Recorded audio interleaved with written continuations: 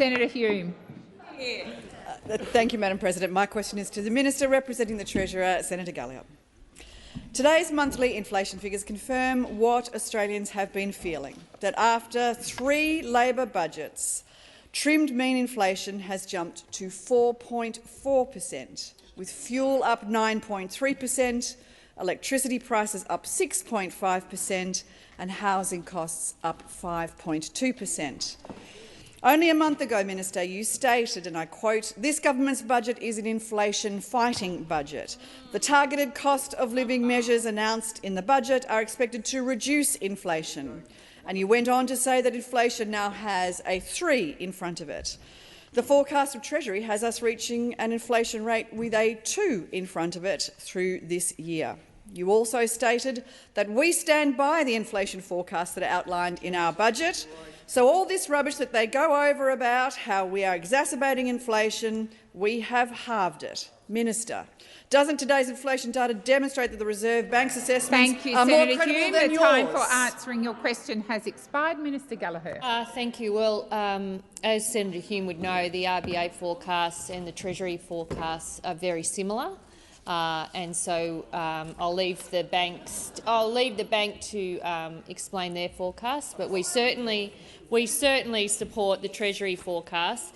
And Senator Hume was quoting me in comments about our budget, and those comments that I made are accurate. That is, that the budget that we handed down will take pressure off inflation. That has been supported by analysis, and indeed in the release today by the ABS,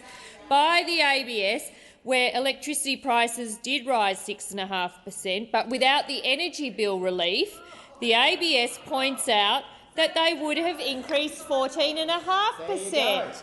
And indeed, on rent, if I use that example, rents have increased slower because of our investments in Commonwealth rent assistance. Again, measures which those opposite didn't support when we brought them in. And we are putting more work into rent and more effort into energy bill relief. It will reduce inflation and it will support households. And we are doing all of this because we do need to put downward pressure on inflation, but we also need to support households at the same time. That is the responsible, measured decisions that we took in our budget. They will put downward pressure on inflation. Inflation remains higher than we would like, and that is why our measures in the budget are targeted to putting downward pressure on inflation but supporting households with the main issue that they're facing at the moment, which is addressing cost of living pressures.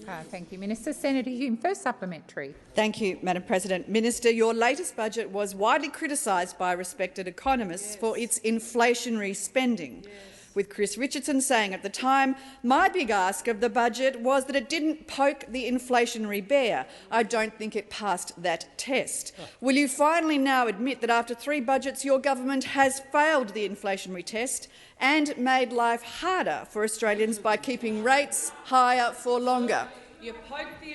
Thank you, Senator Hume. Minister Gallagher. Thank you. Thank you, President. No, I don't support the proposition being put by Senator Hume.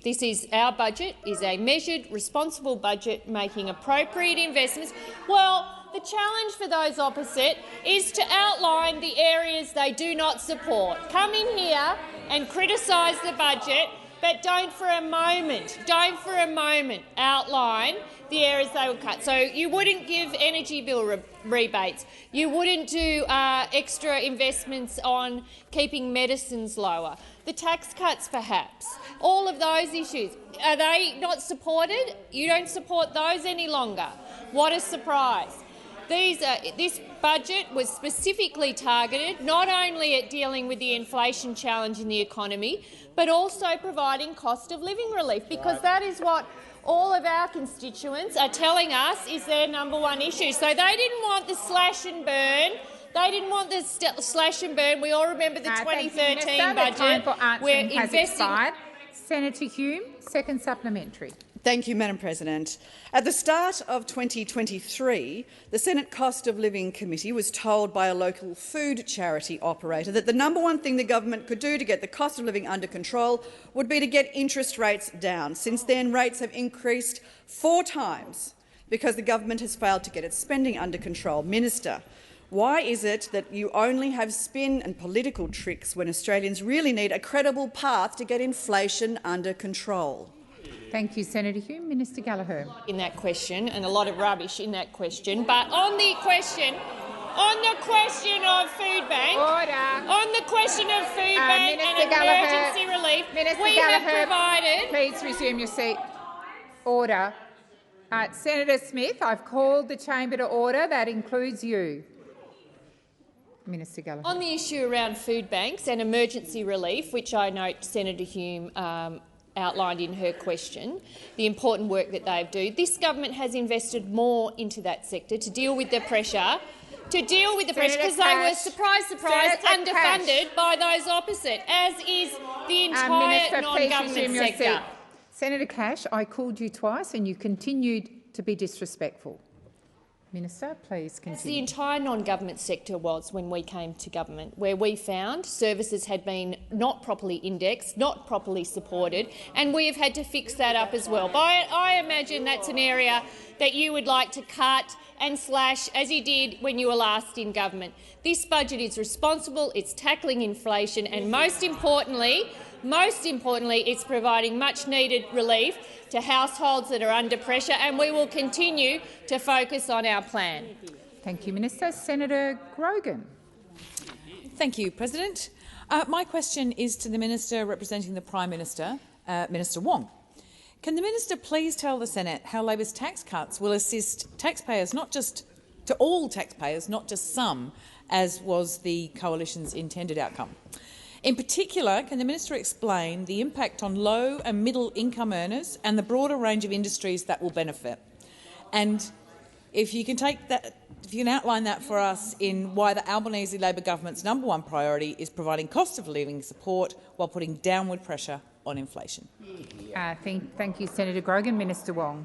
Thank you, President, and I thank Senator Grogan, the fellow South Australian senator, for that question. And what I would say to her is this: in just 5 days' time, all Australian taxpayers will get a tax cut. All Australian taxpayers will get a tax cut in just 5 days' time, not just some Australian taxpayers, as those opposite had intended. Because those of us on this side, we want Australians to earn more and to keep more of what they earn. From Monday, every teacher will pay less tax. Every nurse, farmer, dentist, chef, bus driver, accountant, they will all pay less tax. 13.6 million Australians, and better yet, 11.5 million will get a bigger tax cut compared with what those opposite proposed. Our teachers, who we are so reliant on educating the next generation. 98% of primary school teachers across Australia will be better off under our package. 97% of secondary school teachers. Our hospitality workers, 97% of the chefs working across Australia will get a bigger tax cut. Sales assistants, 95% of sales assistants will get a bigger tax cut. Receptionists, 96% of them will get a bigger tax cut. Senator Stellar, 97% of truck drivers will be better off. 91% of electricians will be better off. Well, he's not here sorry, Tony. Senator Sheldon, 97% of truckies, 91% of electricians, and of course cleaners. For those of you UWU members, 96% of cleaners will be better off under our tax cuts compared to those. Those opposite don't understand the importance of providing cost of living relief to Australians who are doing it tough. That's what this government is doing. Thank you, Senator Wong. Senator Grogan, first supplementary. Thank you, Minister. 5 days, that's great news. Can't wait. Can the Minister please detail how, from the 1st of July, Labor's tax cuts will start to help women, particularly those in low-paid, female-dominated industries such as aged care and childcare, and also how the Albanese Labor government is helping people in these industries by backing wage rises? Thank you, Senator Grogan. Minister Wong. Thank you, Senator Grogan, and as a former UW official, I know that questions about workers in the aged care and early childhood sector are very dear to your heart, as with many other of the senators on our side. I'm pleased that from next Monday, 9 out of 10 women will get a bigger tax cut than they would have had under those opposite. As I said yesterday, we know aspiration doesn't begin in the top tax bracket, and we also understand that women dominate low-paid, hard-working industries. 96% of early childhood educators are women, 81% of age and disability carers are women, 88% of registered nurses, and with Labor's tax cuts, almost all of those workers will get a bigger tax cuts. But of course, as Senator Grogan said, that isn't where it ends. Unlike those opposite, we support better wages for Australians, and under us, average wage growth is almost double what it was under the former government. As I said, we want Australians to earn more and keep more of what they earn, and we mean it. Thank you, Senator Wong. Senator Grogan, second supplementary. Thank you, Minister. The Minister mentioned that the vast majority of workers will be better off under Labor's tax policy, which of course is great news and, only 5 days to go. Can the Minister please provide further details on how this benefits Australian households? Minister Wong. Thank you, President. From the 1st of July, Labor's tax cuts will see families with children pocket an average of more than $3,000 next financial year, extra $60 a week in their pockets to help with the cost of living. Across all households, the average tax cuts will be more than $2,000 under Labor's plan. That's more than $40 a week. And of course, from next Monday, the Albanese Labor government is taking $300 off people's power bills. What have we got from those opposite? We have Mr Dutton's announcement. It's not a plan, it's an announcement which is serving up the most expensive form of energy there is, and ask Australians to pay it. Well, I'll take that interjection from Senator Ruston. She said, just because you say it doesn't make it so. The problem with you on climate change and energy is the facts have never graced your door. That's the problem. You don't. You just say, those facts are not convenient. Thank you, Minister. So we're going to pretend they're not has there. expired. Senator Reynolds. Thank you very much, President. My question is to the Minister representing the Treasurer, Senator Gallagher. Minister, last month you stated this, that the targeted cost of living measures announced in the budget are expected to reduce inflation, with energy bill relief expected to directly reduce inflation by 0.5 percentage point in 2024. However, today's monthly inflation figures reveal electricity prices rose 6.5% in the 12 months to May, and that now, after 2 years of Labor, Australians are paying 21.1% more for their energy bills. Will you now admit that you were wrong? Thank you, Senator Reynolds. Minister Gallagher. Thank you, President. I thank the Senator for the question, and no, I was not wrong in those comments, and they are outlined in the budget. And I would just say, that we are talking the budget that kicks in on the 1st of July, 24-25. The measures that I was speaking about then relate to that period of time, and it's very clear in the budget papers about the forecasts or the estimates that Treasury have attached to those measures that put downward pressure on inflation. And they are the energy bill relief, which will kick in from the 1st of July, and the Commonwealth Rent Assistance, which will also be an additional payment in the 24-25 financial year.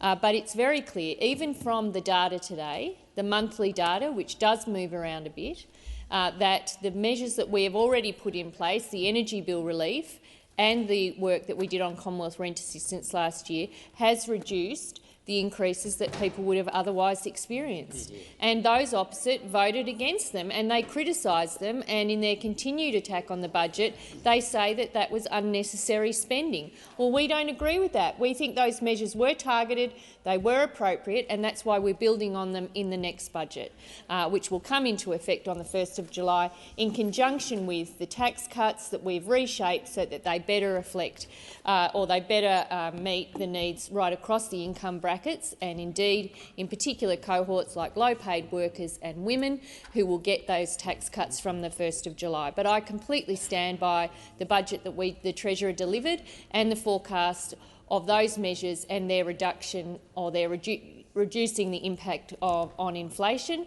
by the forecast that is outlined in those budget papers. Thank you, Minister. Senator Reynolds, first supplementary. Thank you very much, President. Minister, the economist Warren Hogan said today, he said this: "No one wants to hear it or believe it, but it looks like underlying inflation is picking up in Australia in 2024. The 4.35% cash rate won't get the job done on inflation, and there's a $40+ billion fiscal bomb about to hit in a few days' time." So, Minister, how can you possibly claim, as you've just have, that your budget puts downward pressure on inflation when Australians are now facing the prospect of another interest rate hike? The question has expired, Minister. Well, the bank will make decisions about the setting of the cash rate, and I don't comment on that. In relation to the figure that you've just used for the impact on the 1st of July, am I led to believe now that the opposition does not support the tax cuts? I think the figure was being used as though it was going to be directly that if tax cuts come in on the 1st of July, what you were arguing is then interest rates will go up because of the tax cuts, and that led me to believe that you now don't support the tax cuts. Is that right? Because you can't criticise it. You can't criticise it and still support it, or you don't support it now. Well, I think people will be very interested in that. The measures that we are putting in place that come into effect on the 1st of July, including the energy bill rebates, will come in over the 12 months of the financial year. They are going to be delivered in a way that makes sure that people are getting that relief, but it's not coming in one hit Thank at you, one Minister. time. The time for answering has expired. Senator Reynolds, second supplementary. Thank you very much. Minister, very glad you mentioned energy prices, because I want to ask you, with electricity up 21.1% and gas up 22.2% under Labor, so when can Australians expect to see their energy bill drop permanently by the $275 a year you promised 97 times ahead of the last election and just referenced again now? Thank you, Senator Reynolds. Minister Gallagher. Thank you, and I thank Senator Reynolds for the question. Well, though we'll see the results of this government's measured, responsible plan of rolling out renewables over the long term ease their energy bills, and we know that because renewables firmed up with storage and gas is the cheapest form of energy transition. Unlike what they will know is that under the risky plan that's been outlined by Peter Dutton, Mr Dutton, it seems by mistake in an interview where he walked away from the 2030 targets, where he's going to walk away from the 2050 targets, to adopt the most expensive form of energy generation in a way that nobody can describe, none of you can describe it here, including the cost, not only what it'll cost to build or how much it'll contribute to the energy grid, but also what it means for energy bills, so what households will pay for Mr Dutton's risky plan. Thank you, Minister. Senator Hanson-Young, before I call you, I will acknowledge the presence in the chamber of former Greens Party Senator Robert Sims. So welcome. Senator Hanson-Young. I have called you, sorry. Yep. Thank you, President. My question is to the Minister representing the Environment Minister, Senator Wong. The Environment Minister, Tanya Plibersek, has just approved Gina Rinehart's Queensland coal seam gas mine out to 2080, putting hundreds of hectares of koala habitat and billions of litres of water at risk. What does the minister care more about? Letting Gina Rinehart profit from another climate-wrecking coal seam gas mine, or protecting our endangered koalas? Thank you, Senator Hanson-Young. Minister Wong. Thank you, Senator, and I also welcome Mr Sims back to the Senate. I can indicate that the Albanese government and Minister Plibersek makes decisions in accordance with the facts and national environmental law, and that is what happened in this case and in every case. We will continue to consider each project on a case-by-case basis under the law. The project will primarily contribute domestic gas supply for households and Australian manufacturing, including for glass, bricks, cement and food packaging. I understand the approval comes with conditions to protect nature, including strict limits on habitat loss. Well, yeah, I'm sure you... well, this is what... Order. Senator Hanson-Young, you've asked you could have a your discussion question. with Senator Faruqi about koala habitat. Yeah. We are ticking off renewable energy projects at record rates. We are out. Order on my left. Order. Senator Cash. Order. Order on my left. Minister Wong. Just a moment, Minister Wong. Senator McKim. Thank you, President. On a point of order, Senator Wong has made a personal reflection on Senator Faruqi, and I ask her to withdraw. Senator McKim, there was no personal reflection. Thank you. Minister Wong, please continue. I'm always happy to withdraw. I withdraw. And I look forward to similar standards of courtesy from Senator Faruqi when she speaks about me personally, as I'm sure she will show in the future. So, Senator, what I would say to you, and I can list the range of renewable energy projects that we have also approved at this point, I would say to you that Minister Plibersek makes decisions in accordance with the law and the facts of the case. That is what occurred on this occasion. Thank you, Minister. Senator Hanson-Young, first supplementary. Thank you, President. Habitat destruction from land clearing and the climate crisis are the biggest threats to already endangered koalas. With their numbers... Senator Hanson-Young, please resume your seat. Order on my left. Seriously. Order. Order. Senator McKenzie, how does me calling order not apply to you? Senator Hanson-Young, would you begin your question again, please, because I was not able to hear a single word of it. Senator Hanson-Young, please resume your seat. Senator Cash, I have called you a number of times today. I've lost count. I'm asking you, I want to hear Senator Hanson-Young's question. She is entitled to ask it in silence, and Senator Wong is entitled to give her response in silence. Senator Hanson-Young. Thank you, President. I would ask that the clock be reset. Yes, of course. Yes. Thank you. Habitat destruction from land clearing and the climate crisis are the biggest threats to already endangered koalas, with their numbers declining by 50% in Queensland since 2001. I'm sorry, please.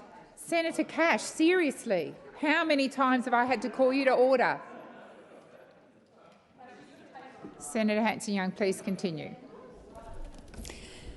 Koalas have declined by 50% in Queensland since 2001. When will the Labor government stop approving the destruction of koala habitat and start protecting them from extinction? How many more photo ops will the minister have before she does something?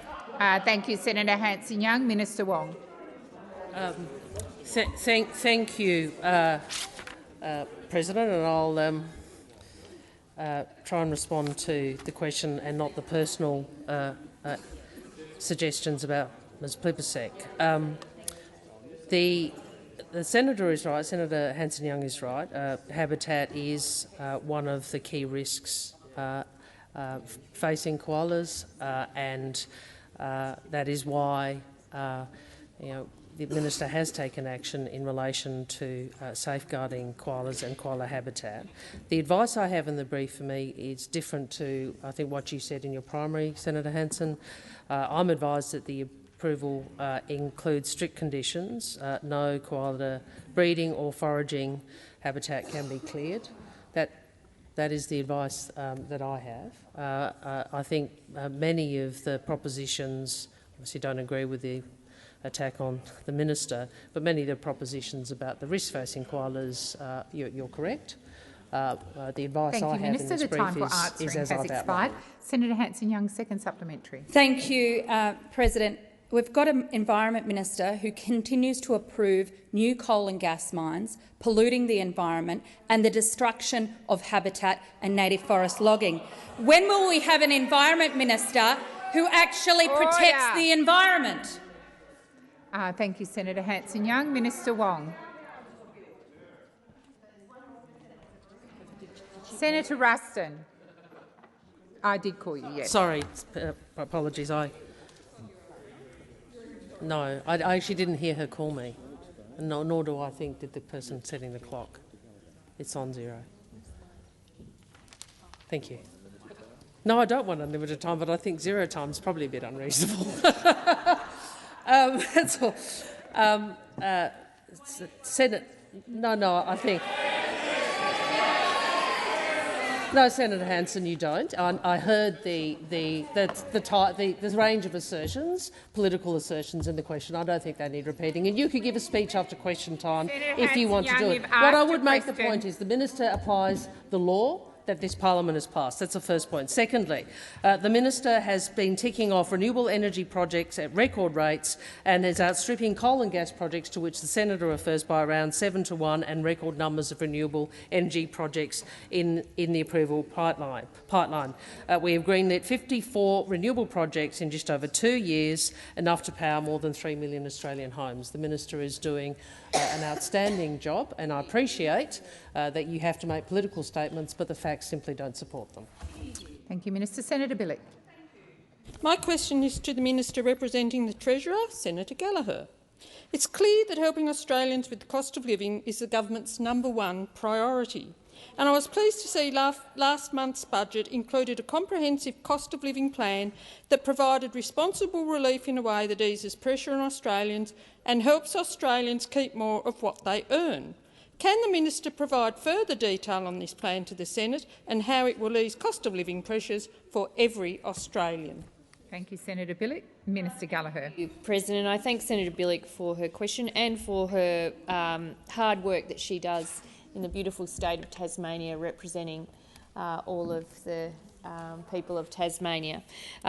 Today, we can assure Australians that with only 5 days to go, that this government is totally focused on making sure that we are addressing cost of living pressures where we can, whilst easing and putting downward pressure on inflation. So in addition to the tax cuts, President, the budget delivered a further $7.8 billion in cost of living relief. So we have the tax cuts from the 1st of July, 5 days to go, 13.6 million Australians, not just some taxpayers, but all taxpayers.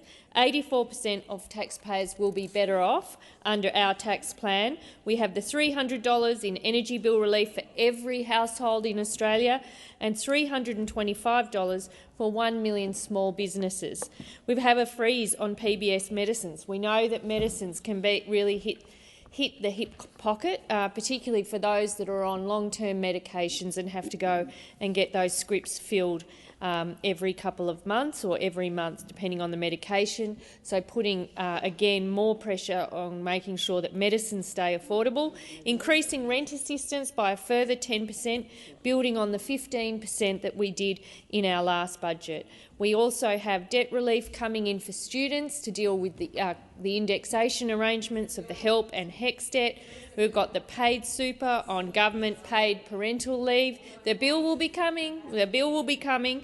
And it will take pressure off debt. It will provide debt relief for students, and it is, as Senator Henderson knows, retrospective, building more homes for Australians and making the food and grocery code mandatory. All of these measures together are focused on easing cost of living pressures. Minister. Senator Bilyk, first supplementary. Thanks for that comprehensive answer, Minister. The job of fighting the inflation challenge is not over. It's good to hear about the government's efforts to drive down inflation and take the pressure off household budgets. Can the minister update the Senate on how last month's budget will help address inflation? Thank you, Senator Bilyk. Minister Gallagher. And thank you, President. Thank you, Senator Bilyk. Well, inflation is still too high, and we understand that people are still under the pump and feeling the impacts of those price pressures, but we are making progress. Our policies in the budget will take 3/4 of a percentage point off inflation this year and 1.5 percentage point next year. Treasury are forecasting that we could get back to the inflation target sooner than we had expected, but we understand that people are under pressure, which is why, and again confirmed by the ABS data released today, that some of these inflation and those price pressures would be even higher had we not taken the action we took in the last budget. Well, if you don't believe that, you don't believe the ABS data then. And we're delivering more rent assistance, new energy bill relief to every household and 1 million small businesses Minister, in the budget. Please resume your seat. Please resume your seat. Senator Ruston, I'm going to ask you to withdraw. Withdraw. Thank you. And Minister Gallagher, it's not appropriate. It has always been my practice to request, when I ask senators to withdraw, to not then make further political points by repeating offences, and that cuts both ways. Please continue. Did you wish to continue, Minister Gallagher? Thank you. Senator Bilyk, second supplementary. Thank you very much.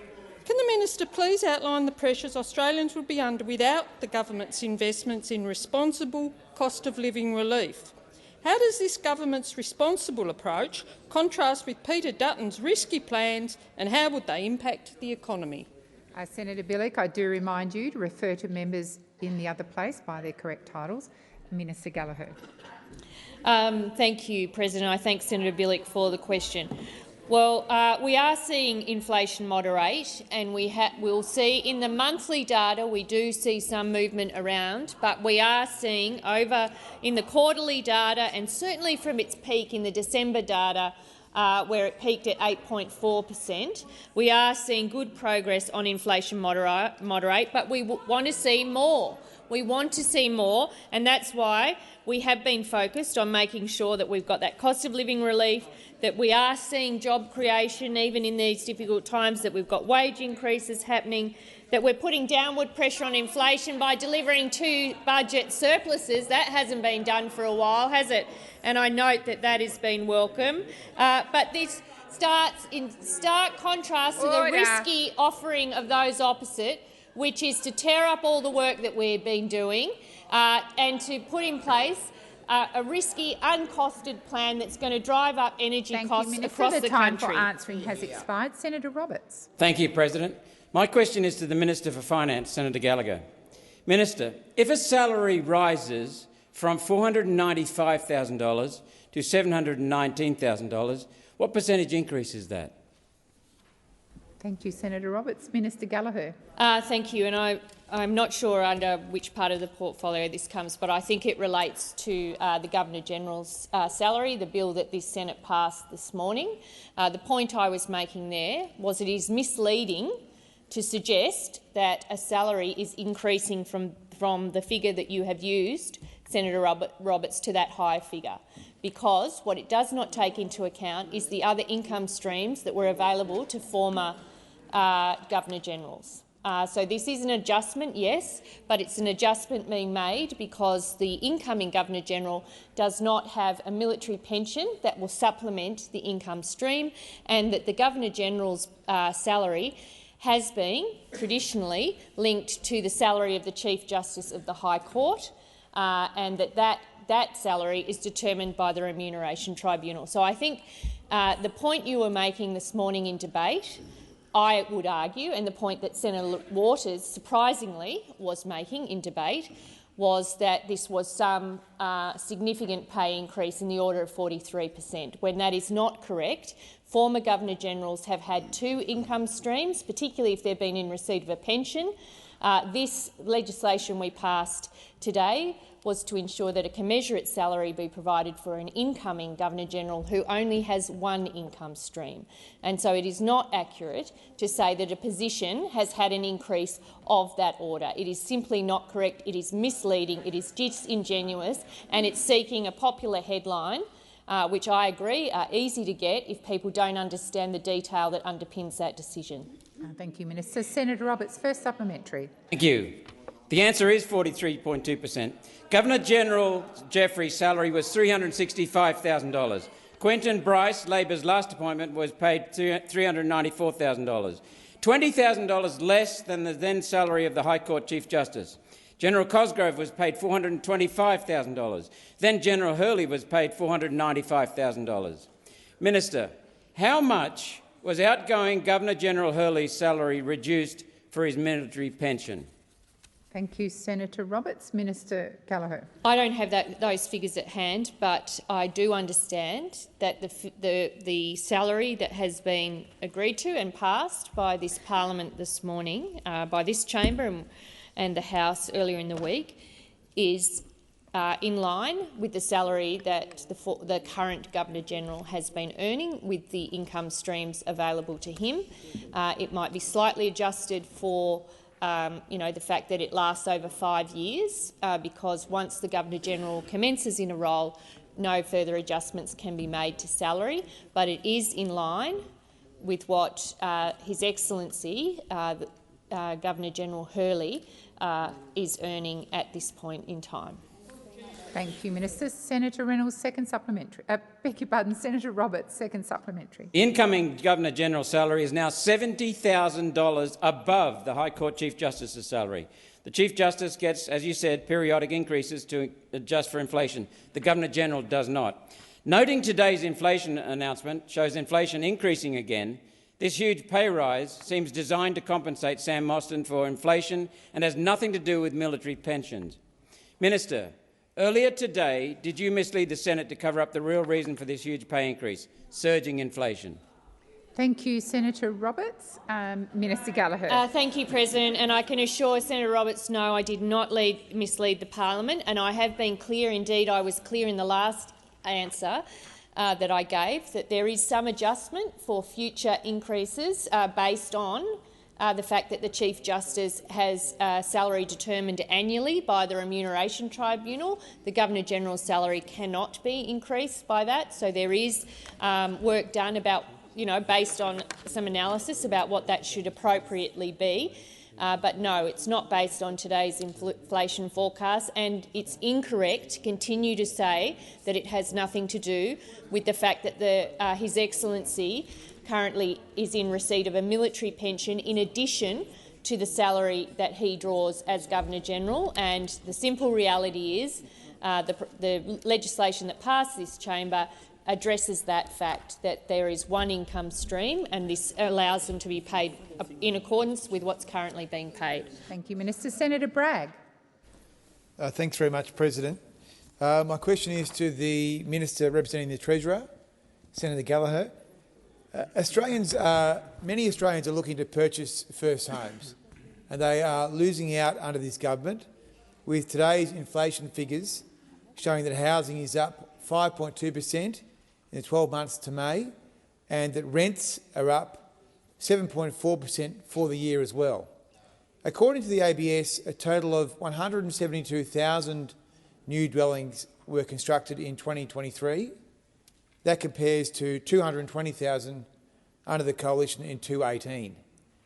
Minister, why is Australia going backwards on housing construction and approvals under Labor? Thank you, Senator Bragg. Minister Gallagher. Thank you. Well, firstly, I don't accept that the former government did enough on housing, as implied by Senator Bragg's question there. I don't think he did enough on new housing. I don't think he did enough on working with states and territories. I don't think he did enough with social housing, with affordable housing, with making sure that the homelessness agreement was funded properly or indexed properly, because you didn't do any of those things. Under the leadership of Minister Collins, we have been addressing those things one by one. She's been doing doing an incredible job, and we agree that we need to build more houses. We do, and we had this long exchange in estimates, which I enjoyed immensely around housing. And we were clear. We want to see more dwellings built. We want to remove some of the barriers that are preventing housing construction in this country, in particular working with states and territories and council about some of the planning barriers that exist that have been, are not allowing housing to be built as quickly as we would like. And of course, we could go through all of the investments that we have made in other areas of housing. So it's not just new housing to allow for first home ownership, but it's also what we do at the social and affordable end. It's the Social Housing Accelerator. It's the Housing Australia Future Fund, which will get programs out as soon as it's worked through them, but there is more to be done. We're not pretending that. There is enormous pressure in the housing market. We want to make sure that we are building more. We've got our target that will kick in on the 1st of July, and we will work with states and territories to meet that target and make sure that the Commonwealth is doing everything it can to increase the supply of housing in this country. Thank you, Minister. Senator Bragg, first supplementary. Thank you. The National Housing Supply and Affordability Council has said in its recent report that we will see just 900,000 new houses built by 2029. That is 300,000 short of the target of 1.2 million as set by your government. Minister, how can the government continue to claim that it will meet these targets if we're going backwards on construction and your own advisory council says it won't be achieved? Thank you, Senator Bragg. Minister Gallagher. And thank you. And I would also add in to this and start my answer with that the chair of the Supply Council has also said that the 1.2 million homes target is suitably ambitious and clearly focuses attention on improving supply. That is also advice. I mean, the fact that we have a council, the fact that we have a report looking at housing supply across the country shows this government demonstrates this government's determination to increase supply of housing, because this is the work that wasn't done under the former government, and to pretend that the housing pressures arose overnight or arose in the last year or 2 years is simply incorrect. It's not true, and it is as a result, and you have to take some responsibility for this, maybe not you, Senator Bragg, because you weren't in the executive, for the lack of attention that was placed on housing by the former government. You didn't even have a minister for housing. There was no minister in the ministry until right towards the end when you realised you'd stuffed it up. Thank you, Minister. Senator Bragg, second supplementary. No, I think we're all happy with that. Now, the New South Wales Premier Chris Minns has said that New South Wales, which is the largest state in the Commonwealth, will not achieve its share of the target, will not meet its target. So, Minister, when will the government be honest about its claim on housing supply, given the biggest state in the Commonwealth has said that its portion of the target will never be met?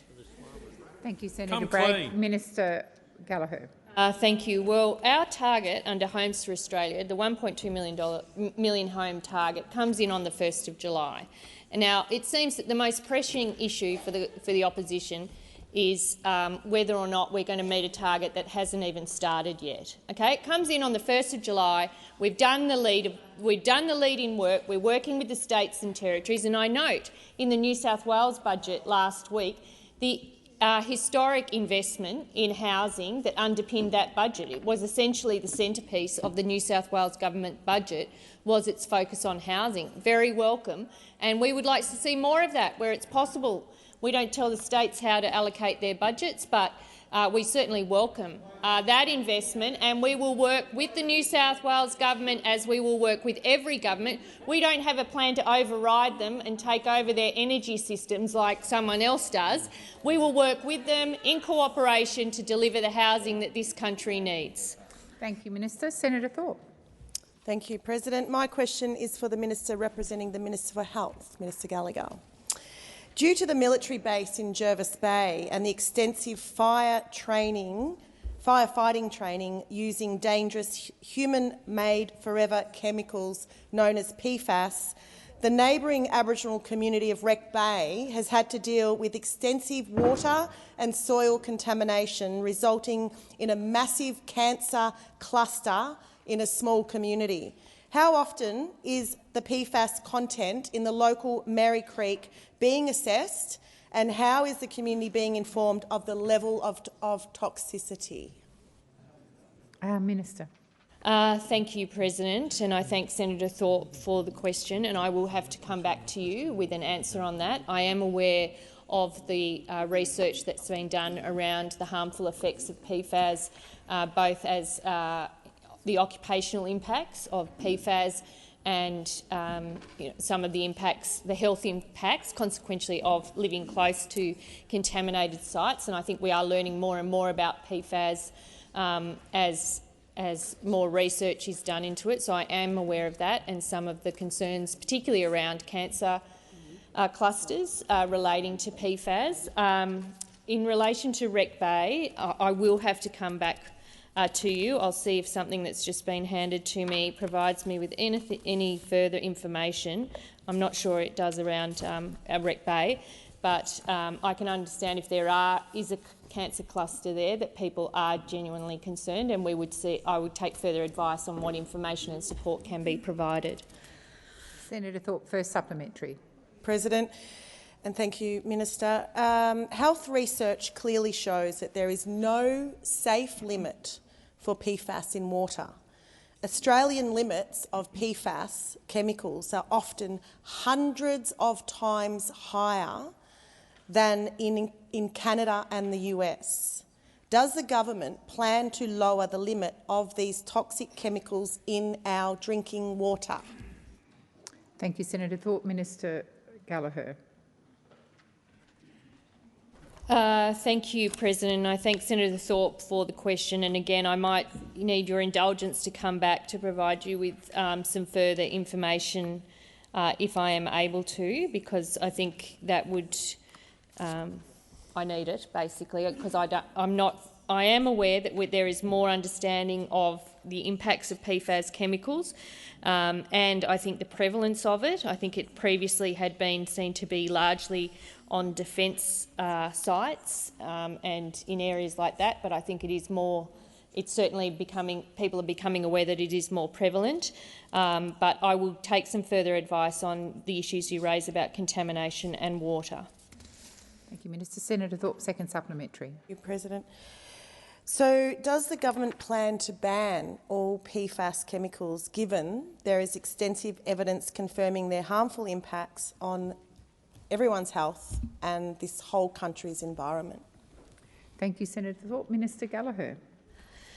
Thank you, President. I will correct this if I need to. I am not aware of plans to ban, but I am aware that there is a standard which manages the Industrial Chemicals Environmental Management Standard, and it provides a national approach to managing chemical use, storage, handling and disposal of industrial chemicals such as PFAS.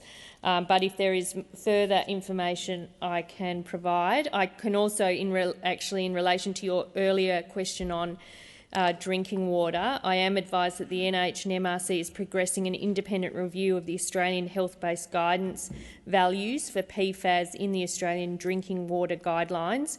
The review will consider recent guidance and reviews from international and national jurisdictions and determine whether they are suitable to adopt or adapt the Australian context. So that is the NHMRC is doing some work on that, Senator Thorpe, but I will come back for more information. Senator Ghosh.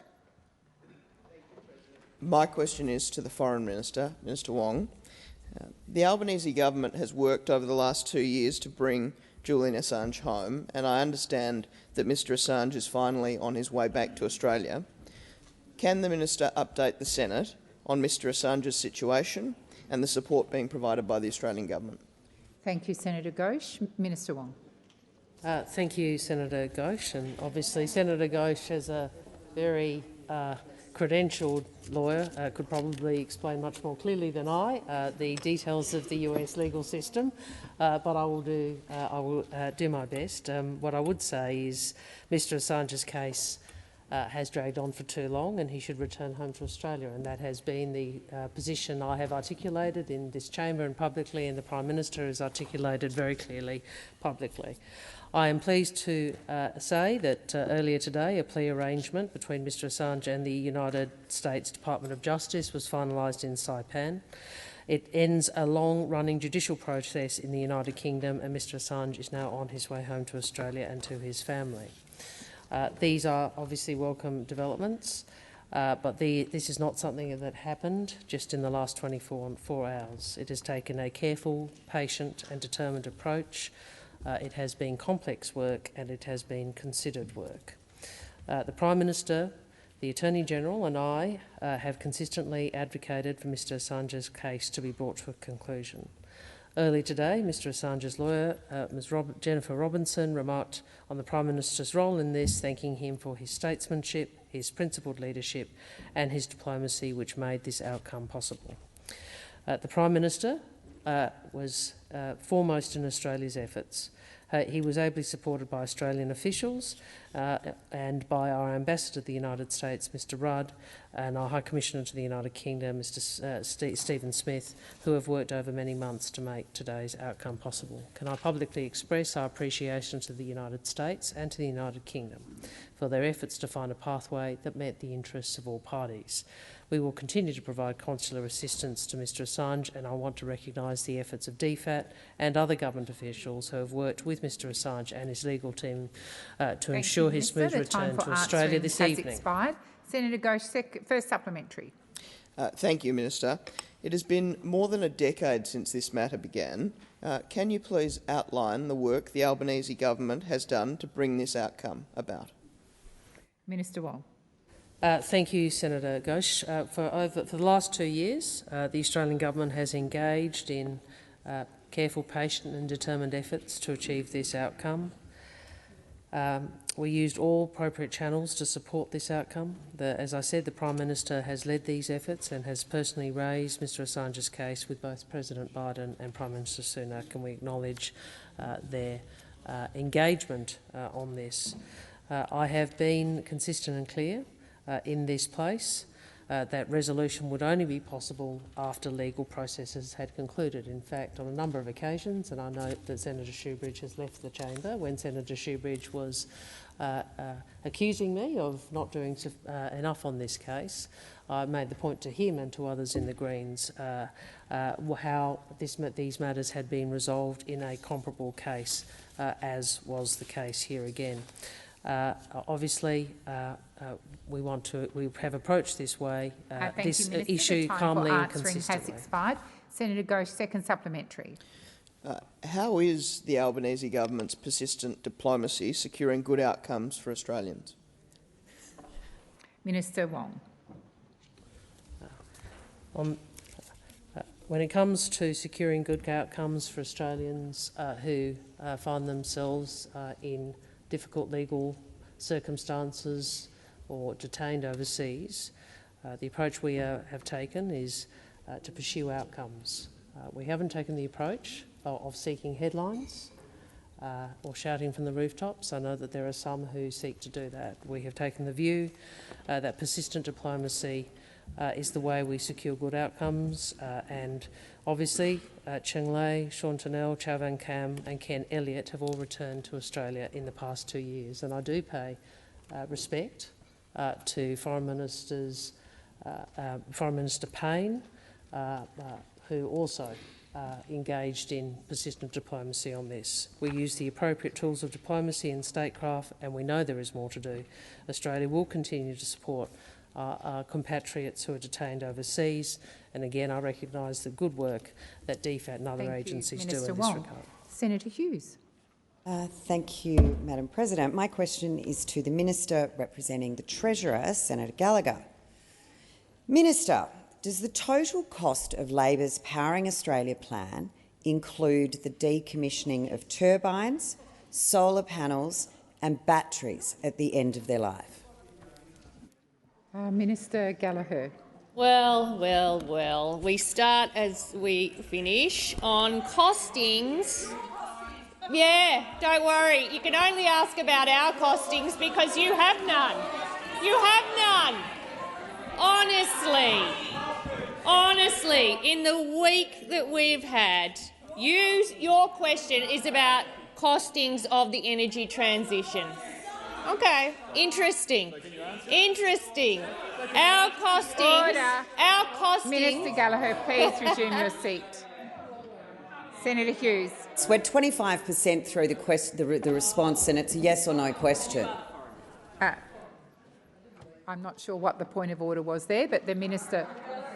5% through, just for the math side of things, through the response time. Thank you. And Thank you, it's a Senator yes or no Hughes. question. Thank you, Senator Hughes. And the minister is being relevant. I will continue to listen carefully. Senator Hughes, may I remind you once again that when you raise a point of order with me, it is not a debate. I've ruled, whether you agree or not, you don't continue in a debate with me. Minister Gallagher. Thank you very much. And to Senator Hughes, on the cost issue, and we look forward to the costs when they come. When you've worked it out, your big announcement, the big announcement that Mr Dutton accidentally made to the in a newspaper interview. We heard about it. We read about it. Where did that 2030 target go? Senator McGrath. Oh, it's just gone. And now we know Senator Canavan's going to get rid of the 2050 target. Minister, please resume your seat. I'm just waiting for order. Thank you, Senator Hughes. Relevance, we're now 50% through the answer, and the question was very clearly if their plan includes the cost of decommissioning, adds yes or no, and we've gone nowhere near it. Senator Hume, please resume your seat. Thank you. I will draw the minister back to the question, but when you raise on a point of order, there is no need to repeat the question. Minister Gallagher. Have you called me? Oh, yes, thank you, yes. President. And I've drawn you back to the question. And as I answered in the answer earlier in the week, we have a budgeted plan that's backed by the AEMO Integrated Systems Plan, which did look at the total cost out to 2050 of the generation, storage and transmission of renewable energy, and the figure that's being applied to that by AEMO is, under the new release of the ISP today, $122 billion. In this budget, we are investing an extra $22.5 billion over the next decade to help make Australia a renewable energy superpower, including $3.2 billion for ARENA, $1.7 billion for Future Made in Australia Innovation Fund, $6.7 billion for hydrogen production tax credits, $1.3 billion for Hydrogen Head Start, building on the $2 billion from our last budget, the Capacity Investment Scheme. Minister. Time for answering has expired. Senator Hughes. Well, I must say I'm not sure how hydrogen impacts the cost of decommissioning turbines and solar panels at the end of their life, but we live in hope. How many wind turbines, solar panels and batteries installed today as part of Labor's Powering Australia plan will reach the end of their lifespan by 2050 and require replacement? Thank you, Senator Hughes. Minister Gallagher. Thank you, President. I thank Senator Hughes for the question. And I would say, how many nuclear reactors are going to be required, and what is the percentage of nuclear energy on the grid? What is it? Because we heard there's lots of them. Please. How many? Minister you Gallagher. couldn't answer.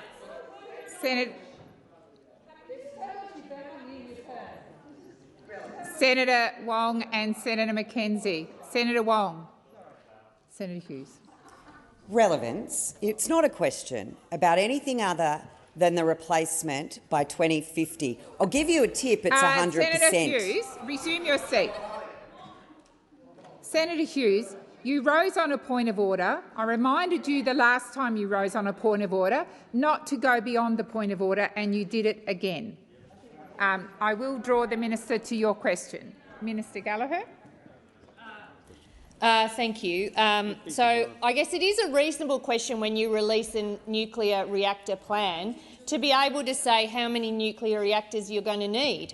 And what we saw on Sunday is not only are they the 7 sites that have been identified, but then on those sites they could have multiple reactors. Maybe you could have 4. Maybe you could have 5. Who knows? Minister Gallagher. You don't know yet. Minister Gallagher, please resume your seat. Senator Hughes, I haven't called you, and the reason I haven't called you is I'm waiting for order in the chamber, and then I'll call you. Senator Hughes. Relevance. The question did not use the word nuclear, yet the Senator minister's Hughes. barely said anything Thank you, Senator Hughes. Thank you, Senator Hughes. Order. Order. I will remind the minister of your question. Minister Gallagher. We back renewables, we back solar, we back wind, we back the turbines, we back the panels, and we will continue to, and we will need firming fuel. What we won't do is come out with a half-baked plan. It's not even half-baked. It's a minusculely baked plan that delivers no idea on cost, size, when they would actually deliver the energy or anything else. Thank you, Minister. Senator Hughes, second supplementary. Thank you, President. Minister, is the government deliberately ignoring the costs associated with replacing ageing renewables to make its uncosted energy plan more palatable for voters? If not, why can't you provide an answer? Thank you, Senator Hughes. I haven't called the minister yet because I'm waiting for silence. Minister Gallagher. Thank you. Our plan is costed. It's clear in the budget paper. And I know you can't stand it because you don't have the detail and you want to divide. But let me ask a question. Just as I finish, let me ask a question. How much do you think it would cost to decommission a nuclear reactor? I don't know. Is that included in your plan? Oh, no, because you haven't got any cost. And where would you put the waste? And is it a Coke can? I don't think it's a Coke can. Does anyone think it's a Coke can? Nobody thinks it's a Coke can. It's a lot of Coke cans, really, isn't it? Senator Hughes. So how much does it cost to decommission a nuclear reactor? And, you know, you can't answer Minister, because you don't know how much a nuclear reactor... Order. Order on my left. Order. Did you wish to continue, Senator Gallagher? Minister Wong. President, I ask that further questions be placed on notice.